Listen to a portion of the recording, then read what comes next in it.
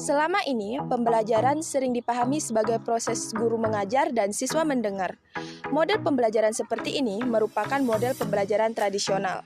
Namun, apakah model pembelajaran seperti ini masih relevan di abad 21 yang serba cepat, serba digital, dan penuh tantangan ini? Nah, dari sinilah kemudian muncul suatu paradigma alternatif pembelajaran.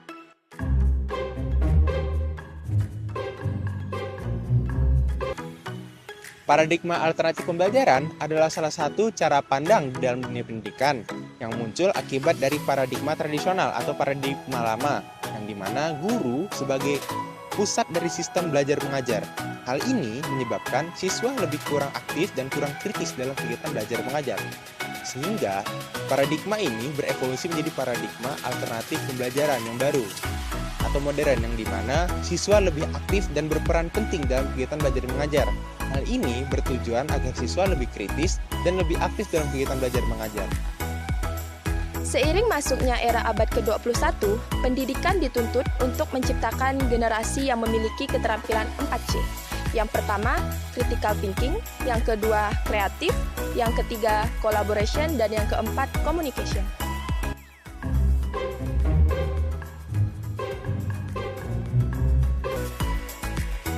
Komisi Pendidikan untuk abad ke-21 UNESCO tahun 1996 melihat bahwa hakikat pendidikan sesungguhnya ialah belajar.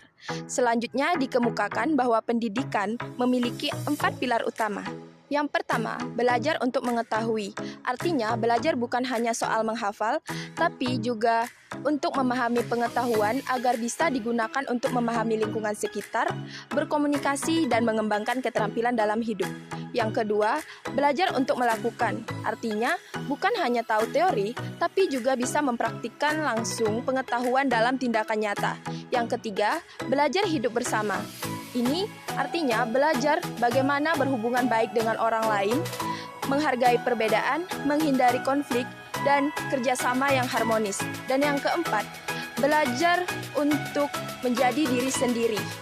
Pendidikan membantu seseorang berkembang seutuhnya, yaitu cerdas secara intelektual, emosional, moral, spiritual, serta dapat bertanggung jawab atas dirinya sendiri. Paradigma alternatif pembelajaran lebih berfokus kepada siswa sebagai pusat pembelajaran.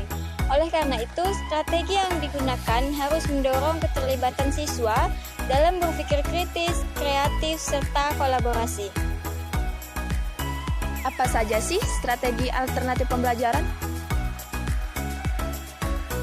Yang pertama, pembelajaran berbasis masalah. Siswa diberikan masalah nyata untuk dianalisis dan dicari solusinya. Yang kedua, pembelajaran berbasis proyek. Siswa belajar melalui pengerjaan proyek yang relevan dengan kehidupan sehari-hari. Ketiga, discovery learning atau inquiry learning. Siswa didorong untuk menemukan konsep dan prinsip melalui pengamatan. Yang keempat, contextual teaching and learning, yaitu pembelajaran selalu dikaitkan dengan kehidupan nyata agar lebih bermakna. Yang kelima, collaborative learning. Siswa bekerja dalam kelompok untuk saling bertukar ide dan bekerja sama dalam menyelesaikan tugas.